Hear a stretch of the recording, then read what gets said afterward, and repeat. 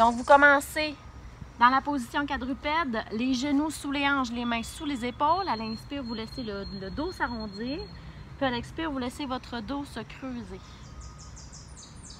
Faites l'exercice une trentaine de secondes en vous concentrant sur le mouvement fluide, mobile de votre colonne vertébrale. Donc, on cherche ici surtout à mobiliser la portion ici. Donc, on ouvre ici, on fait attention à ne pas trop creuser dans le bas du dos. Et dans l'autre sens, on cherche plutôt à étirer la portion basse de la colonne, à aller travailler la flexion lombaire. Tandis qu'ici, on cherche l'extension thoracique. Donc, on mobilise doucement. Puis, on passe au deuxième exercice, l'exercice du chien oscillant. On colle les mains, on colle les genoux et on fait un mouvement de chien qui est content. Donc, la tête et les pieds vont dans le même sens. C'est un mouvement qui est fluide.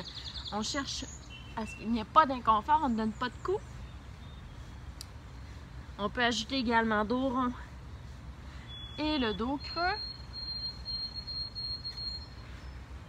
Inspire, dos rond.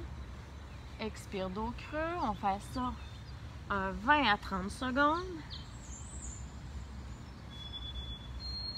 Puis ensuite, on va aller travailler la rotation de la colonne. Donc, toujours à quatre pattes. On laisse une jambe s'ouvrir sur le côté. Le genou peut être légèrement fléchi. La main à l'arrière de la tête. À l'inspire, vous laissez votre corps s'ouvrir. À l'expire, vous refermez votre mouvement. Coude vers l'avant-bras. Toujours un 20 à 30 secondes. On respecte le mouvement.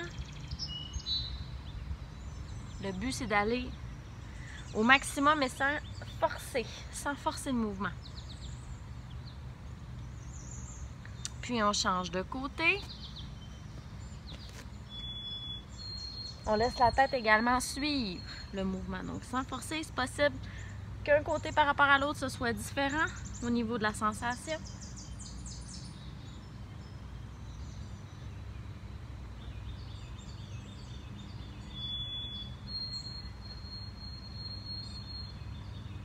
Puis, on va aller mobiliser l'articulation de vos hanches. Position assis, les mains à l'arrière. Vous allez faire un mouvement interne-externe.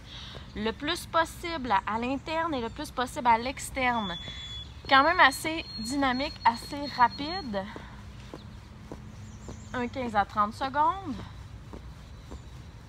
Puis on change de version. L'exercice des essuie-glaces pour travailler les hanches. Puis on va aller tirer au niveau des psoas. On peut écarter un petit peu plus large. Donc plus vous êtes pas large, plus vous allez être instable. Plus vous êtes large, plus vous allez être stable. Vous pensez à bien serrer vos abdominaux. On ne laisse pas le bas du dos se creuser. On laisse le bassin s'avancer. On veut étirer l'avant de la hanche. Et en même temps, vous pouvez ajouter l'inclinaison de la colonne vertébrale. Et vous maintenez la position.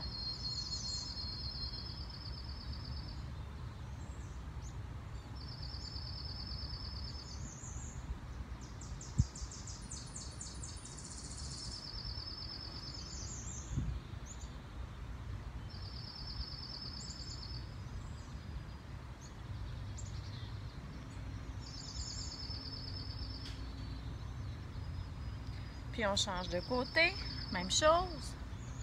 On bascule le bassin, on serre les abdominaux, puis on va chercher.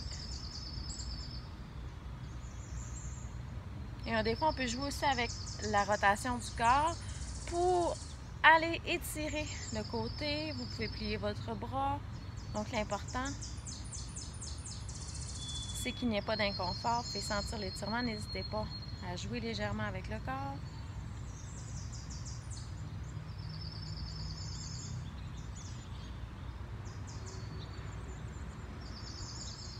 Donc, on revient à quatre pattes. Ici, on va croiser une jambe à l'arrière, puis on recule vers l'arrière. En yoga, on appelle ça le pigeon. Donc, on n'hésite pas à ramener comme ça. On peut déposer les coudes au sol. Ou encore, on peut très bien tourner du côté qu'on étire. En même temps, on travaille la mobilité de la colonne vertébrale.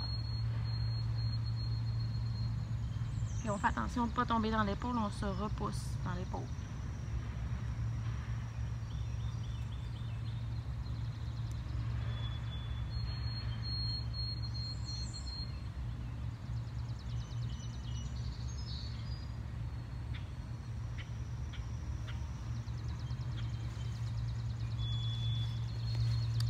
On va changer de côté, bien entendu, même chose. Ici, ma jambe, là, je la pivote un petit peu comme ça. Puis ensuite, je vais chercher. N'hésitez pas à reculer un peu votre jambe, à remonter un peu plus là, puis à reculer votre jambe vers l'arrière pour bien sentir votre étirement au niveau de la fesse. Important, quand vous faites cet étirement-là, il ne faut pas qu'il y ait de douleur au genou. Vous pouvez très bien le faire redresser. Tant que ça ne vous fait pas mal non plus dans le bas du dos, ça c'est interdit. Vous maintenez et vous pouvez rajouter la petite variante où mon coude au sol, je me grandis dans l'épaule et je tourne. Je peux même en appui pour m'aider à faire la rotation au niveau du tronc. Donc ça me permet en même temps peut-être d'accentuer l'étirement au niveau de la fesse, mais également de travailler, encore une fois, la mobilité de la colonne en rotation. Souvent quelque chose qu'on perd beaucoup, qui est beaucoup hypomobile, qui ne bouge pas bien. Et on revient. Ensuite, on va aller faire un étirement pour l'avant des cuisses. Vous êtes couché sur le côté. Repliez votre bras ou encore utilisez un petit coussin. Saisissez votre jambe, serrez vos fesses et votre ventre, puis apportez le pied à l'avant. Puis vous cherchez, vous maintenez la position. Donc on vient tirer l'avant de la cuisse. On pense à bien avancer le bassin. Donc on ne laisse pas le bas du dos se creuser. On tient nos abdos. Puis faites attention que ça fasse pas mal à l'articulation du genou. C'est pas bon. On veut vraiment que ça soit dans le ventre musculaire. N'hésitez pas à jouer des fois avec votre pied, des fois en le changeant de position. Ça peut aider à diminuer. Mais si ça vous fait mal au niveau de l'articulation du genou, on n'aime pas ça. On est à risque de se blesser. Là, c'est pas les ligaments puis les tendons qu'on veut tirer, c'est la musculature.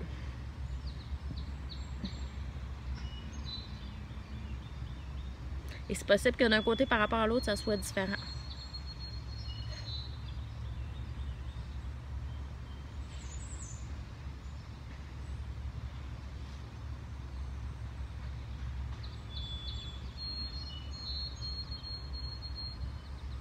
On va plutôt faire l'étirement latéral, donc 4 pattes. Déplacez vos pieds vers la gauche, vous déposez votre coude gauche au sol, vous apportez votre main droite à l'avant de votre main gauche et vous tassez légèrement vers la droite. Donc on cherche à étirer la chaîne latérale, on maintient la position, on se repousse vraiment vers la droite, on laisse aller la tête.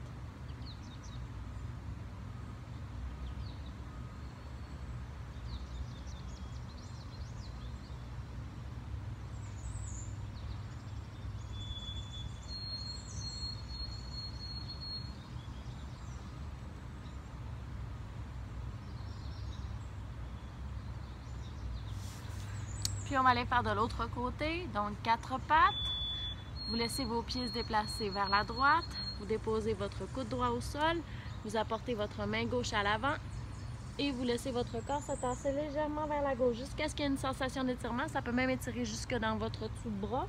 La paume de main peut être retournée vers le sol ou vers le haut. C'est à vous de voir qu'est-ce qui convient. On cherche à étirer. Donc n'hésitez pas à varier le mouvement. Il y a une araignée.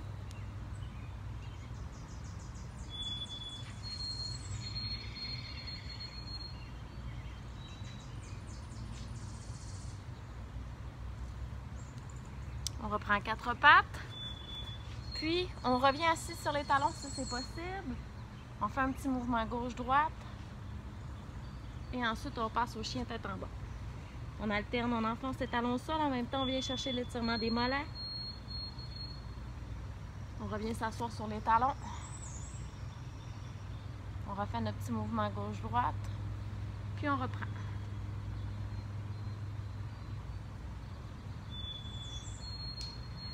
Une dernière fois.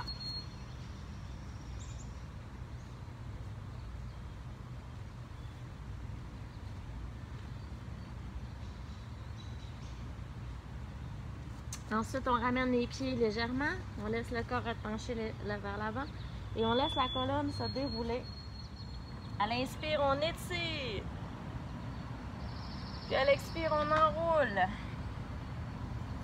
Et on reprend. Inspire. Expire. Une dernière fois. Inspire. Puis expire. Et voilà. Votre routine à 4 pattes est faite.